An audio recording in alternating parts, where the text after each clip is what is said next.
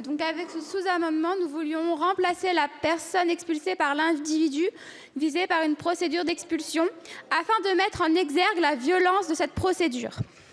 Votre article 5 témoigne en effet d'une méconnaissance de la situation des personnes mal logées dans notre pays et vous vous trompez de combat. J'ai été amenée au cours de ce début de mandat à venir en aide à des mères célibataires en état de détresse. L'une d'elles, notamment, m'a profondément marquée.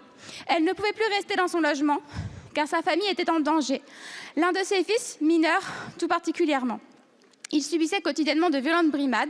Ses agresseurs l'ont filmé, enregistré durant certaines de ses agressions et tout cela était diffusé sur Internet. J'ai vu certaines de ces vidéos et je peux attester de leur violence. Ces agresseurs se rendaient chez cette famille chaque soir, très tard, pour sonner chez eux, pour menacer le jeune homme et l'obliger à descendre. Quand la mère du garçon a voulu défendre son fils, on s'en est pris à elle et à son plus jeune fils, encore tout petit. Pour fuir tout cela, elle a dû se rendre à l'hôtel. Mais quand on a peu d'argent, ce n'est pas une solution durable.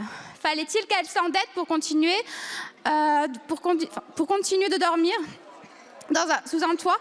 Fallait-il qu'elle dorme à la rue pour être en sécurité? Non, il lui fallait un nouveau logement, proche de chez son frère. Mais comment faire quand il est si difficile de trouver un logement?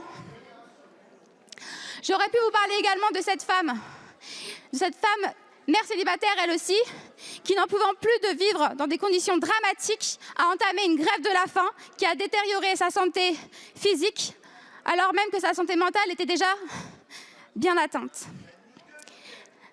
C'est pour ces femmes et pour toutes celles qui sont malmenées par la vie que nous vous demandons de renoncer à une approche stigmatisante des locataires au profit d'une politique garantissant un logement digne pour toutes et tous.